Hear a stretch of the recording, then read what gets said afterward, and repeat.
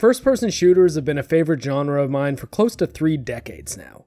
From the first time I ever saw the shareware version of Wolfenstein 3D on my friend Derek's computer in 1993, I was blown away by the idea of a video game which puts you in the eyes of the hero. A year later, my family decided to get a computer for our house, and 10-year-old me took a fateful trip to the gas station and bought a copy of Doom's first episode, Knee Deep in the Dead, for $5. id Software shooters have meant a lot to me for the majority of my life, and while I have fond memories of Halo, Call of Duty, Battlefield, and other more grounded, slower first-person shooters, the flavor of shooter which has always clicked with me the most is the ultra-fast-paced boomer shooter. A boomer shooter, which is the tongue-in-cheek name recently given to old-school run-and-gun first-person shooters, are the games born out of id Software's legacy. They are intense, often punishing, and much more focused on gameplay over cinematic presentation or story.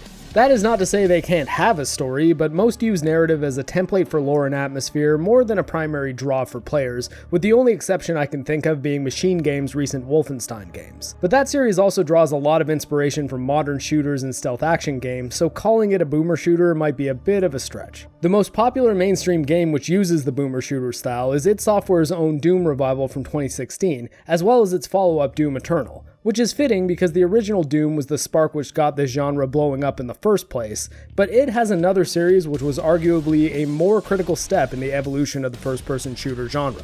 I'm talking about Quake.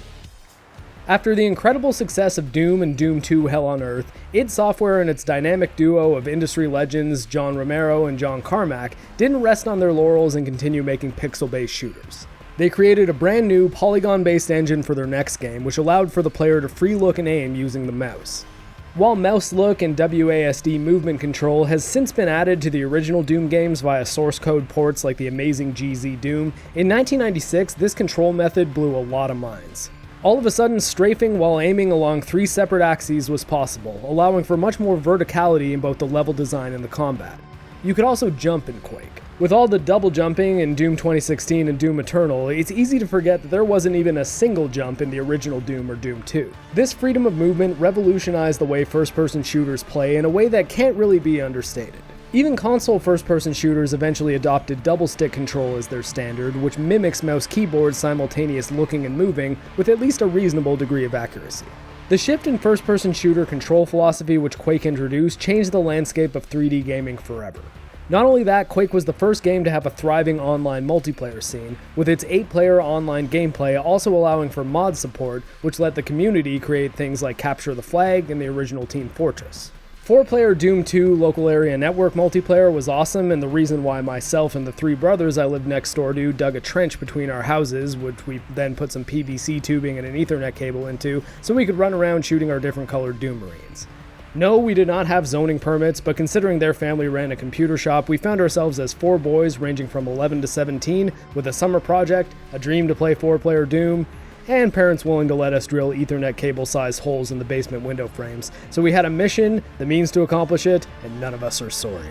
However, as 56K and cable modems started becoming more common, the need for debatably illegal local area networks between houses became less important because the release of Quake heralded the first mainstream online shooter with internet-based multiplayer. Multiplayer wasn't a big draw at the time though. Strange as it is to believe, the internet was still something of a novelty in 1996. Online multiplayer was a cool thing which people could do if they had the means and the free time, but absolutely not the kind of feature which could sell a mass-market game. Luckily, particularly for those who are curious about video game history, the campaign in Quake is incredible and it still holds up to this day. The premise is that while experimenting with teleporters known as slipgates, humans make contact with a Lovecraftian creature known as Shub-Niggurath, or its codename Quake. Quake hijacks the slipgates with its own teleportation portals and sends its forces into the human dimension, as cosmic horrors are wont to do. You, as a nameless protagonist, who later came to be referred to as Ranger in the 3rd game, are tasked with entering 4 separate dimensions in order to acquire 4 runes, which will open the path to Quake, giving you the opportunity to defeat it and end the crisis. Fundamentally, this idea was not too far removed from Doom, with a lone badass killing his way through an invading force which are ostensibly from hell. The main difference this time around is that the art style and tone are much less heavy metal album cover and much more dark gothic horror. The polygon-based 3D graphics provided by the Quake engine allowed lighting to be used to make moments in the game truly terrifying, making the game feel much different from Doom, despite the fact that from a fundamental design perspective, they're basically the same. You run through maze-like levels quickly, collecting keys, hitting switches, and shooting the living hell out of demons. Where Quake separates itself from its father series is the atmosphere it evokes. The dingy fortresses, mix of gothic, medieval, and satanic imagery, and most of all the incredible music and sound design, make the Quake campaign feel scary and oppressive in a very unique way.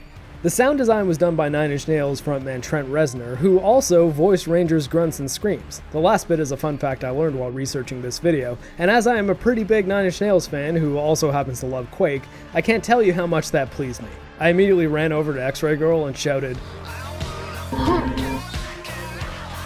Sadly, hearing Reznor's score while playing the game today takes some doing, but it can be done legally as the DRM-free GOG copy of the game does come with all the music files. It just takes a bit of fiddling to get it playing in the game where it's supposed to be.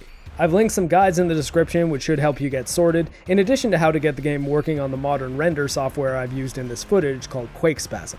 When you do jump through all the music licensing hoops, you might be surprised to find that the score is not balls out Mick Gordon's Doom-like industrial metal, considering Reznor is obviously one of Gordon's influences. Instead, the majority of the tracks are moody, subtle soundscapes which help give Quake its dark and oppressive tone. It's much more similar to Reznor's work on things like The Social Network or The Girl with the Dragon Tattoo than it is like Pretty Hate Machine.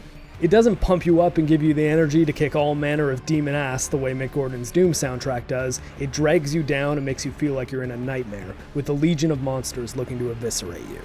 Reznor agreeing to do the sound design was probably a dream come true for the guys at id, and he knocked it out of the park, as the monsters and weapons all sound fantastic as well, with some of them being downright iconic. Notably the shotguns,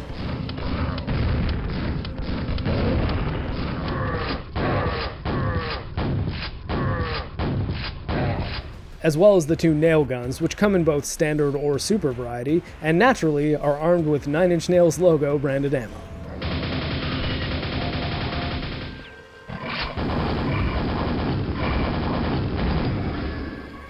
The art direction, lighting, and sound design all combine to give the player a really awesome feeling while playing the game, but luckily the gameplay to back that atmosphere up is also present. Some of the weapons are riffs on what id Software pioneered as the first-person shooter staples with Doom, and they all serve a purpose, with the possible exception of the axe, which is basically your panic button weapon. Don't bother trying to fight with the axe, just run around and find some ammo. There's no pistol in the original game. The light attack weapon is the standard shotgun. While it might not seem flashy, it does a decent amount of damage at range because the spread of its shells is very tight and it fires quite quickly. The double-barrel shotgun functions in a perfectly reciprocal way as well, doing very heavy damage at close range but being practically useless at a distance and having a much slower rate of fire. Both of the shotguns have the chance to stagger enemies, giving you the opportunity for a few quick bonus attacks or a bit of helpful crowd control. The aforementioned 9-inch nail guns are basically the submachine gun and chain gun of the game, and are incredible for dealing heavy damage at all ranges, but with no staggering and ammo that is far more scarce than the shotgun shells. The grenade launcher and rocket launcher use the same ammo, but they handle very differently. The rocket launcher is almost identical to its Doom counterpart. It fires slow projectiles which do heavy direct damage as well as splash damage, and you can also use its explosions to boost your jump. The grenade launcher, on the other hand, bounces a grenade along the ground, which you can use to strategically kill enemies as they chase you around corners, which sounds simple, but it was pretty revolutionary to see game physics being applied so strategically in 1996. The final weapon is the Thunderbolt, which shoots an incredibly powerful beam of lightning, doing heavy damage to anything it touches. The downside is that ammo for this weapon is very rare, and when you do find a pickup, you don't get much from it. Also, if you use it underwater, it reacts the way using a lightning gun underwater probably should. The guns all serve a purpose, have different levels of efficacy against different enemies, and feel great to fire, but the real star of the show in Quake are the stages themselves. Quake is an absolute masterclass in first-person shooter level design. There are no waypoint markers and no map to bring up, and the stages are certainly maze-like, but they flow so organically that you don't find yourself aimlessly wandering halls in circles trying to find the path forward very often. Often you're only one look away from that switch you needed to see, or one corner away from that key you needed to find. Pretty much every stage manages to be an active puzzle, which does provide a challenge for your brain, while also feeling very natural to move through. The level design team consisted of John Romero, American McGee, Tim Willits, and Sandy Peterson, each of whom was charged with designing a different dimension. This gives each of the 4 episodes its own unique feel, but the standard they hit for creativity and ingenuity is high across the board. I have played a lot of first-person shooters, and it's rare that something like level design will stand out amongst the crowd, particularly a game from 25 years ago. But on replaying the game, both in 2019 on normal difficulty, and again recently on hard mode, I found myself acutely aware of how incredible the vast majority of levels in Quake are. Another aspect which certainly helps this are that the encounters are all well thought out as well. The enemy types, numbers, and combinations reflect the chosen difficulty in a way which seems appropriate, with even normal mode providing a decent challenge, and hard mode giving me quite a few moments which made me wish I had saved more recently.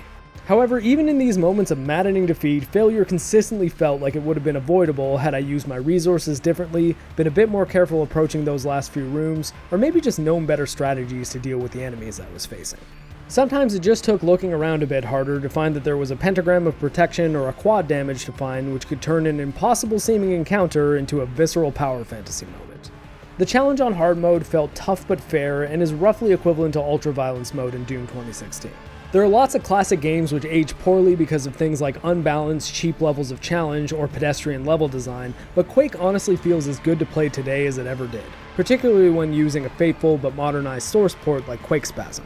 There's also a Nintendo 64 port, and in the emulated version I'm running, it's best described as novel. It's nice that it exists, but it controls like sheer hell. I've never played the native Nintendo 64 version, so I can't speak to whether that provides a better experience, but I think your best bet is to just play it on PC. The game's from 1996, you can run it on your toaster.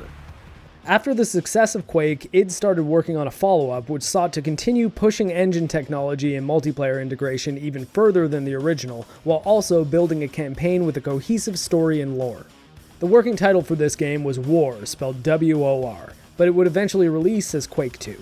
Quake II was a favorite of mine growing up, being a 13-year-old boy in 1997 who always thought the Borg were the coolest Star Trek enemy.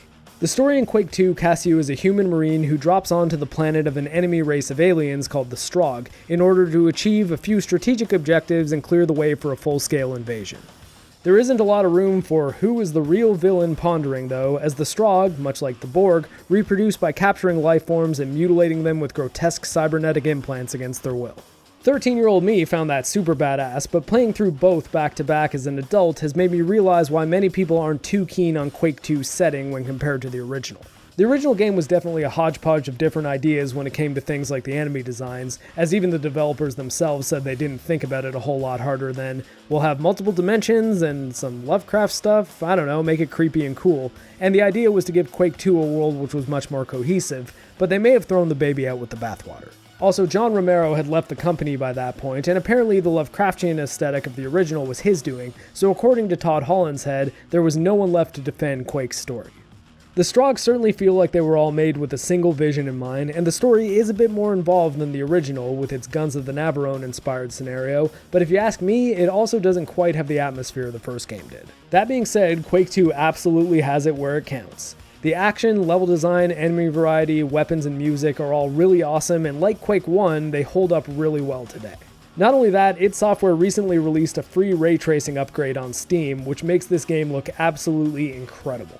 Funny enough, it turns Quake II, a game from 1997, into one of the heaviest games which is available on modern PCs, by giving you the option to turn on full real-time global illumination, which basically means that all light in the game works the way real light works. It's an interesting experiment, as it's only because Quake II's system requirements are so light by today's standards that this degree of ray tracing doesn't make your graphics card instantly burst into flames, but as you can see in this footage, the results are pretty amazing if your rig is up to the task.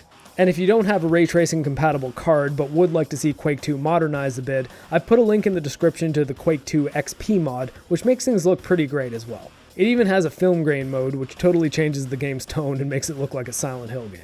Even before any remasters or graphics mods existed, Quake II has always been something of a technical showpiece too, as it was one of the first games to really push 3D accelerated graphics card technology. While the game can run via software rendering and still looked really solid for its time, the leap in fidelity which came with a dedicated graphics card was insane.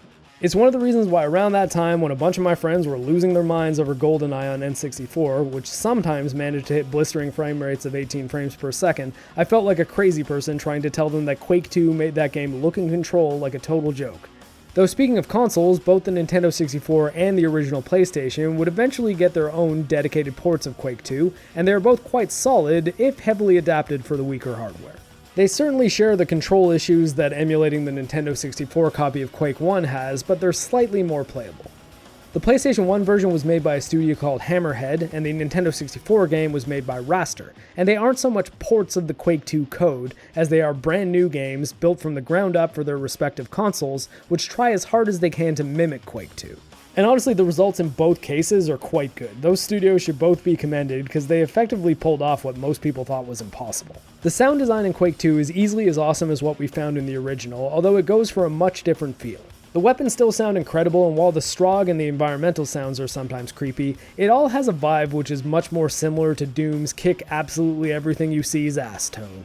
The music was done by an artist called Sonic Mayhem this time around, and while it ditches the ambient atmosphere of the previous game's Nine Inch Nails score, a lot of the tracks are adrenaline-pumping industrial rock worthy of Trent Reznor himself. Apparently one of the last things John Romero did before leaving id Software was insist that Sonic Mayhem be the one to score Quake II, and it was a mighty fine last request. Technical aspects aside, the things which make Quake II a great game to play to this day are that its fundamentals are incredibly solid. The biggest factor which I'm sure made id Software call the game Quake II rather than War or one of the other working titles was that it absolutely shares Quake's fast, intense action. The weapons mostly seem to be parallels to those found in Quake and Doom, with the unique ones being the infinite ammo blaster pistol, which does next to no damage, but it can help you see in dark areas. Another unique one is that the machine gun kind of replaces the nail gun, and it's one of the first weapons I can remember having recoil which needed to be controlled. If you just lay into the trigger, the barrel starts lifting up towards the sky, so you have to control it with your mouse. It was a really cool mechanic. Finally, the railgun is the sniper-like weapon based on the gun from the Schwarzenegger film Eraser, which does heavy damage at any range and was later reimagined into Doom as the Gauss cannon. The other weapons can all be found in other games across the two series, like the two varieties of shotguns,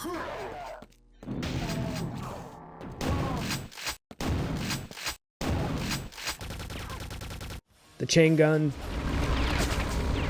the grenade launcher,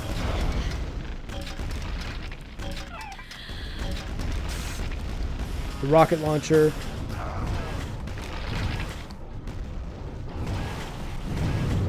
the hyper blaster, which is similar to the plasma rifle from Doom, and its big brother, the BFG-10K.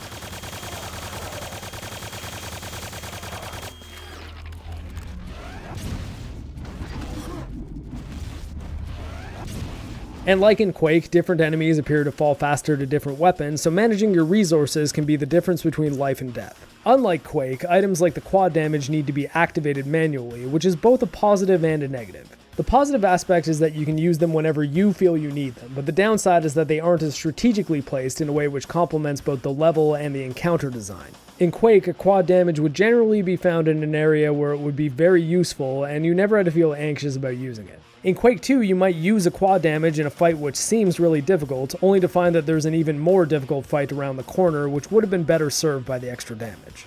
Speaking of level design, while it does hit very high standards and in some ways surpasses its predecessor, the mission structure also makes it a bit more confusing. Quake 2's stages are all connected, and some missions require you to find a key or activate a switch in one stage, then backtrack to a previous one in order to move on. Because there are no waypoints or a map system, this can become disorienting at times, leading to more circumstances which find you scouring areas you've already been to in order to find the goal which your objective computer is vaguely telling you to get to. During my recent playthrough, I would often find my way just before becoming frustrated, but Quake's much more simple, navigate this single, contained maze, then find the exit and move on forever model made the overall structure feel much more tight. However, the missions themselves feel much more relevant than the 4 Find the Rune missions from Quake, as you'll be disabling supply trains, shutting down artillery, and deactivating a black hole generator, which in the RTX version is a massive Nvidia product placement. I do really like Nvidia's graphics cards a lot, but this moment certainly broke the immersion. The missions feel like they're in service of a story which is slightly more ambitious than the originals, though when you consider how close the release of Quake 2 was to Valve's Half-Life, it's hard to give Quake 2 very much credit for first-person shooter storytelling. That being said, Quake 2 is still worth playing to this day, even if you've got a potato PC. A very solid port can also be found on Xbox 360, but not on the Xbox Store. Physical only for now, bundled as an extra disc with Quake IV. So buyer beware if you're purchasing a used copy, make sure it includes that bonus disc. And even if you do purchase it physically, don't break the bank getting a mint in box copy on eBay. I couldn't get it working on either my Xbox One X nor my Xbox 360 Slim, so it may have some compatibility issues. I had to pull this footage from Digital Foundry despite the fact that I own a copy of Quake IV with the bonus disc and an Xbox 360 all in great condition. Hopefully now that Microsoft owns Bethesda, they'll address this, make the disc compatible with modern systems via an update, and offer it digitally or maybe even on Game Pass. The next game in the series went in a totally different direction. Quake III Arena brought back the gothic Lovecraftian style to a degree, and technically it has a campaign, but almost no story at all. It's the first-person shooter equivalent of a fighting game. You move through a ladder of stages, fighting various amounts of bots and deathmatches to appease your Elder God. Technically, this does bring back some of the Lovecraft influences from the original game, but the premise and narrative of Quake III is ancillary. At its core, Quake III's goal was to become the ultimate online shooter. This will be the third shift in identity for the series in just as many games, but to this day, the ultra-fast arena shooter template has been the series' most consistent legacy. Quake III really leaned into all the aspects which made multiplayer deathmatch fun, with big notifications on screen saying you fragged this guy, and a deep-voiced announcer shouting things which made you feel like you were in a heavy metal, Running Man-like game show. One frag left. The weapon set was simplified down to a low-damage machine gun with a brutal new design, a double-barrel shotgun for high damage at close range, a plasma rifle as an automatic fire weapon which hits harder than the machine gun but with slower projectiles, an old reliable splash damage rocket launcher complete with rocket jumping, a lightning gun similar to the Thunderbolt from Quake which does consistent beam damage, and a railgun which functions the same way it did in Quake II. The stages in Quake III are tight, meant for a small group of players to run around snagging armor, weapons, and power-ups in fast-paced, even playing field arena battles. No loadouts, no perks, just fair fights. There were teleporters and jump pads thrown in to spice things up, and to this day, Quake III remains an exhilarating multiplayer game to play. And don't worry, we will be touching on the legacy that its game engine left behind at the end of the video. When it eventually came time to make a fourth Quake game, once again the series made a hard left turn. It essentially cemented that the odd-numbered Quake games would be dark, gothic Lovecraftian games, and the even-numbered games would be centered on the Strogg. It was a direct sequel to Quake II, and Quake IV is something of a black sheep for the franchise. You'd think that Quake III would be the odd one out, being the only numbered title in the series without a proper campaign, but Quake IV is the one which doesn't feel at all like a Quake game. Quake IV was made during a time when id Software was taking their shooters in a different direction, abandoning the blistering pace of the original Doom and Quake games for the more atmospheric, slow pace of Doom 3. In many ways, Quake IV is the Doom 3 of Quake games, right down to the emphasis on darkness. It's also the first game in the series which was not developed by id Software. It was instead made by Raven Software, the developers behind the most recent Call of Duty campaign, as well as Jedi Outcast. Quake IV casts you as a named, albeit silent protagonist, Corporal Kane. Kane is something of a legend to the other soldiers in the human military, as it seems like everyone you come across has reactions to seeing you in person. Getting all kinds of mechanized info. You're Matthew Kane, aren't you? No way. I saw you when they brought you back from Space Station Armstrong. You look like you'd been mauled by a dozen pit bulls. I thought Matthew Kane was just a story they made up to scare recruits. No, he's real. And he's standing right in front of us. The first half of the game is pretty straightforward and almost Call of Duty-like in that you're slowly moving through linear levels, killing Strogg, often with a group of one or two other soldiers. These soldiers can refill your health or your armor if they're a medic or a technician, so there are even a few light tactical shooter elements. Not a lot, but your squad mates aren't totally useless. It's all quite the far cry from the super fast maze-like action of the first two campaigns. The movement speed is notably slow during this segment, and it feels even slower with the frame rate capped at 60 frames a second, which is a good frame rate, but a modern PC can easily run the other Quake games at ludicrous performance levels. When you're coming off playing the original game in Quake Spasm at 165 FPS and Quake II RTX at 100 FPS, 60 FPS feels a bit sluggish in comparison. There is a mod called Quake4Tweaker which should remove this cap, but sadly it kept making my game crash, so I can't speak to it personally. The high def mod does spice up the eye candy a bit though, so I do recommend using that one. Other than that frame rate cap, the technical aspects of Quake IV are very solid, with the Doom 3-esque flashlight in the dark lighting providing a creepy atmosphere, solid voice acting from the likes of Peter Stormare. Destroying it is our primary objective. The entire facility is centered around this room. We need to find the power plant. and the most famous campaign scene in the whole series, the Strogification. After the Nexus boss fight, Kane is captured and in a brutal first-person cutscene changed into a Strog soldier. The scene is a bit tame by today's standard, with a modern Mortal Kombat fatality making the cut-to-black leg dismemberment seem like it was edited for primetime broadcast in comparison, but there is something super unsettling about seeing a circular saw come down on your legs, then fading back in on 2 bloody stumps.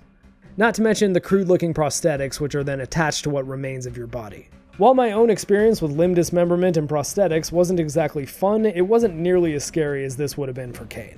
Luckily, before his brain implant is switched on, he's rescued by the rest of Rhino Squad, and the game resumes with a Robocop-looking, strogified hero taking the reins. The plus side to this horrible atrocity committed against Kane is that the base movement speed increases and Quake IV starts to feel a tad more like a Quake game. However, the dramatic changes like the heavy focus on cinematic storytelling, the necessity to reload your weapons, and the sort of shoehorned in vehicle and turret segments make Quake IV deservedly the odd man out for the numbered series entries.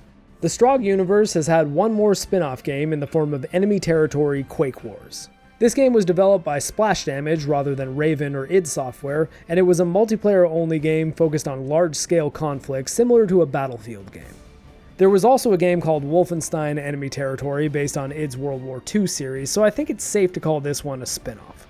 I don't have a lot of experience with Enemy Territory, so I can't tell you much about this one, other than that it's only available digitally on developer Splash Damage's website, and it's not at all what I want from a Quake game. It really is just Battlefield, but set in Quake II's world, with reloading, aim-down sights, character classes, vehicles, health bars. There's just very little about it which feels like Quake. I didn't play the game when it originally released, and what little of it I played for this review didn't exactly knock my socks off, so I wouldn't recommend using Enemy Territory Quake Wars as an example of what Quake is.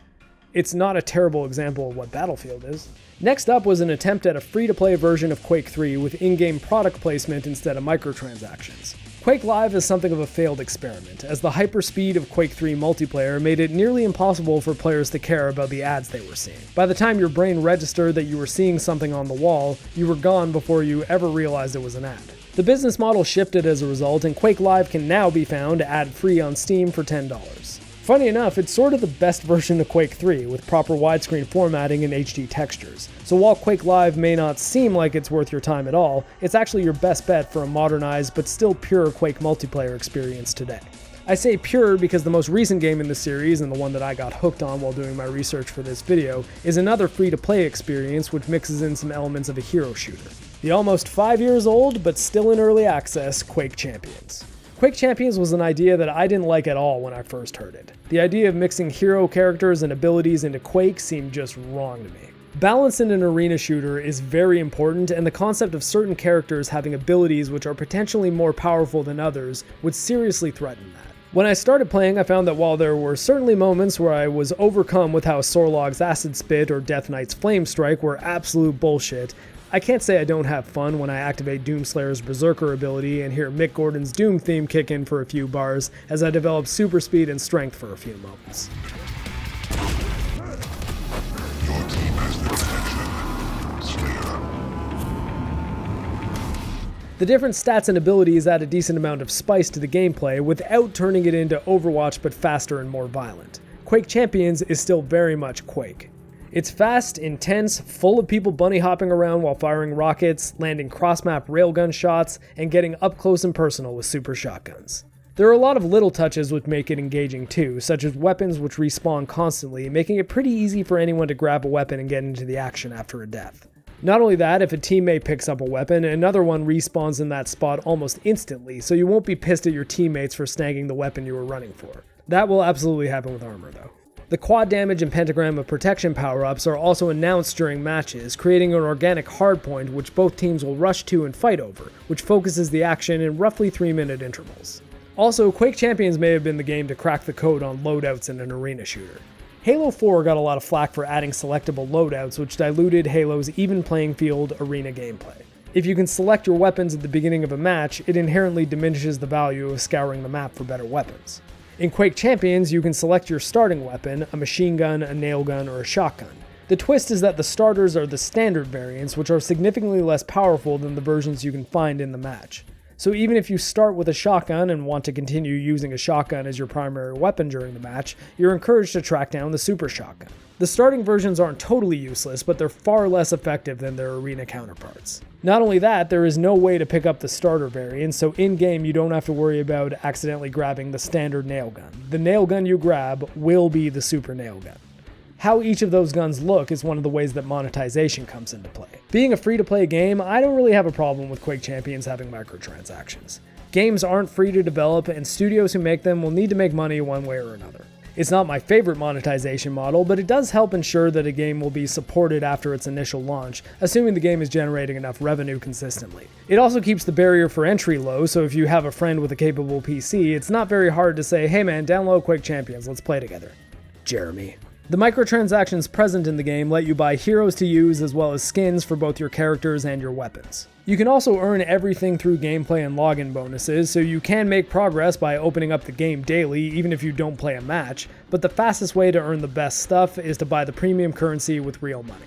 Aside from the heroes themselves, which include the original Quake Ranger, the Doomslayer, and Wolfenstein's BJ Blazkowicz, the big hook for fans of the series like myself is that you can buy updated versions of the gun models from Quake I through Quake IV. The plus side is these models don't provide any tactical advantage at all, so while the argument can be made that locking characters behind a paywall is a little bit of pay to win, there's only so much of an advantage a character will give you. At the end of the day, moving fast and shooting straight is how you win. And this is coming from a guy who is constantly getting rocked in this game. I really hope the player base surges when the game hits 1.0, because right now it is sweaty city. That being said, even when I'm getting demolished by an ultra-fast bunny hopper who is a crack shot with a railgun, I've been having tons of fun with Quake Champions. It's got the competitive gunplay of Quake III with great weapon balance and music from Chris Vrenna, who spent years playing for both Nine Inch Nails and Marilyn Manson's band, as well as Andrew Hulshult, who is my favorite game composer working today. He also scored New Blood Interactive's Dusk, which while being a modern game, is arguably a more faithful follow-up to the original Quake than Quake II was. Quake Live might end up being a better bet than Champions if you've got a group of friends who want to try a pure, faithful Quake III experience, but if you're looking for a game which currently has a larger player base, in addition to goals to strive for, like weapon and player skins, Quake Champions does a great job at modernizing the series' multiplayer while retaining its spirit and adding in some new spice. It's not a stretch to call Quake one of the most important franchises in video game history. In addition to being one of the first fully 3D first-person shooters, the technology behind Quake has been the basis behind so much of what came after it that it's hard to imagine what the industry would be like without it. Half-Life was based on the original Quake engine, and Valve took that success and went on to create Steam, the service which revolutionized digital game sales. Medal of Honor Allied Assault was made on the Quake 3 engine, id Tech 3, and the team behind that went on to create Call of Duty, which also used id Tech 3. The ease at which aspiring developers could create new modes, maps, and weapons with the Quake technology allowed creativity to explode and give us the massive variety of shooters we have today. Sadly, even with all that history behind it, Quake has somehow become a niche or even forgotten franchise. Other than Champions, there are no modern Quake games on the docket. We haven't had a single-player campaign since the divisive Quake IV, and despite the skyrocketing success of the Doom revival and its sequel Doom Eternal, as well as the growing library of awesome single-player boomer shooters coming out of the indie scene, such as Wrath Aeon of Ruin, which happens to be a modern game made in the original Quake engine,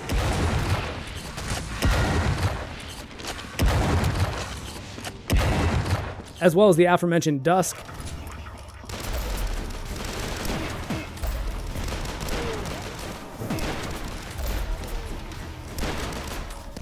a Medieval,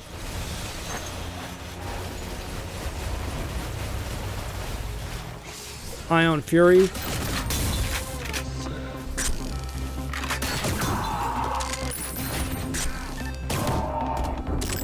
Krot,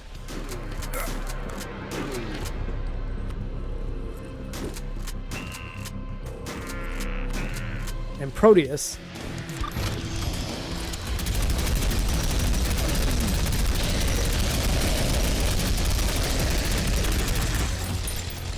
id Software have not announced any plans for a true Quake V or a Quake reboot. Not only that, the series appears to have been completely memory holed on consoles. I wanted to buy a digital copy of Quake II on PSN to get my footage of the PlayStation 1 port, intending to play it through my PlayStation 3, but it wasn't even listed. Similarly, Quake II, Quake IV, and Enemy Territory Quake Wars are all absent from the Xbox store as well, despite all being available on Xbox 360. For fun, I even checked the Nintendo eShop to see if the Nintendo 64 ports of Quake or Quake II were purchasable, and, well, I mean, color me not shocked. I think if either of those were available, I'd owe Jeremy a beer. So on all three of the major console platforms, searching the term Quake yields 0 results. Nothing at all comes up.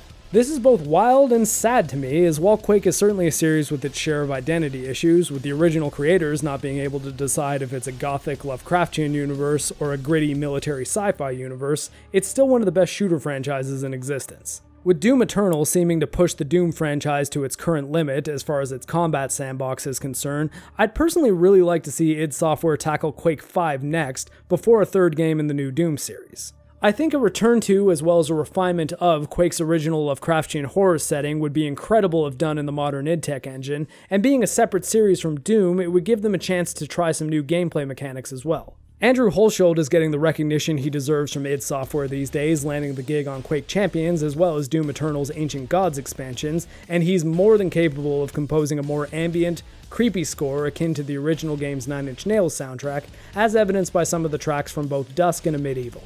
The modern id Software team have also proven their proficiency at making fast, intense shooters, and with Bethesda being under the Microsoft banner now, they've certainly got the budget, but is there a demand? If this video has done anything, I hope it has helped spark whatever demand there may be, and that we'll see not only a new Quake campaign as well as further support for Quake Champions, but ports of the older games to modern consoles so that the series can reach a wider audience. However, the beauty of looking back at games which are over 25 years old is that even if you've got a potato computer meant for using Google Chrome and Microsoft Word only, it'll probably still run Quake better than anything that was on the market in 1996. If you've got an interest in video game history, love first-person shooters, or just want to play some of the tightest, most well-designed levels in any game ever, give Quake a shot and see how far the boomer shooter rabbit hole takes you.